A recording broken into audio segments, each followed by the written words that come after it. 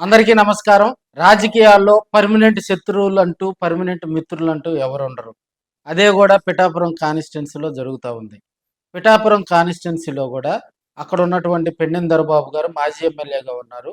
SVSN Varma గారు గూడా ఆయన తెలుగుదేశం పార్టీలో ఉన్నారు. వీరిద్దరూ 2014 ఎన్నికల్లో గూడా మనకి వర్మ గారు అక్కడ ఇండిపెండెంట్ అభ్యర్థిగా గూడా గెలవటం జరిగింది.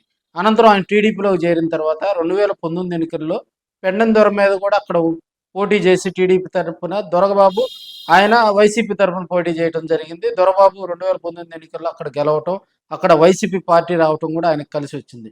రాజకీయాల్లో పిఠాపురం కాన్స్టిట్యున్సీలో వీరిద్దరిని బద్ధశత్రువులుగా కూడా చెప్పుకుంటూ ఉంటారు.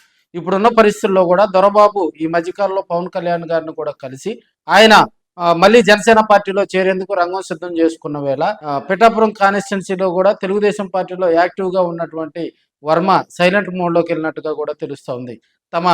తనకు సంబంధించినటువంటి నాయకులందరితోటి కూడా ఆయన ఏకాంతంగా మాట్లాడి పార్టీ మారే ఆలోచనలో కూడా ఉన్నట్టుగా కూడా సమాచారం తెలుస్తూ ఉంది. 2024 ఎన్నికల్లో కూటమి సీట్లు సర్దుబాటులో భాగంగా ఆ సీటు పవన్ కళ్యాణ్ గారికి కేటాయించడంతో, జనసేన పార్టీకి అక్కడ కేటాయించడంతో వర్మకు అప్పట్లో జనసేన పార్టీ కూడా భరోసా కల్పించినటువంటి సందర్భాలు చూస్తూ ఉన్నాం.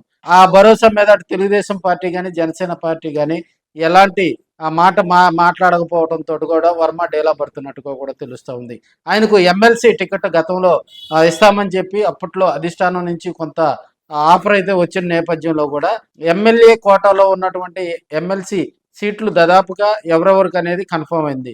సో వర్మకు దాదాపుగా దాంట్లో ప్రయారిటీ కల్పించకపోవడంతో ఆయన డేలా పడ్డట్టుగా కూడా తెలుస్తుంది.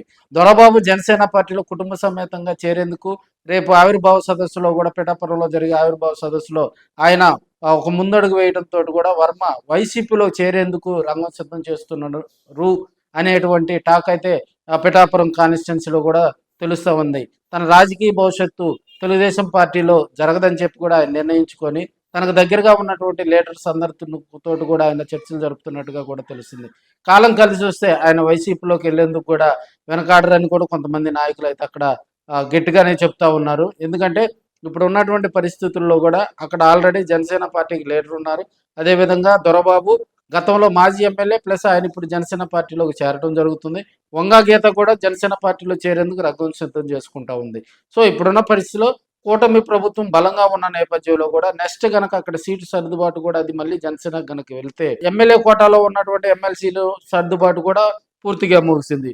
సో ఇప్పుడున్న పరిస్థితులు అక్కడ వైసీపీకి ఖాళీ అయింది. సో ఆయన కనుక పార్టీ మారే ఆలోచనలో ఉన్నారని కూడా కొంతమంది లీడర్స్ అయితే చెప్తా ఉన్నారు. ఇప్పటికే వైసీపీలో ఉన్నటువంటి కొంతమంది అధినాయకత్వంతో కూడా ఆయన టచ్లోకి వెళ్ళినట్టు సమాచారం తెలుస్తుంది. మరి కొన్ని రోజుల్లో పిఠాపురంలో కూడా వైసీపీకి మంచి మాస్ లీడర్ వస్తారని కూడా మనం తెలియజేసుకోవచ్చు.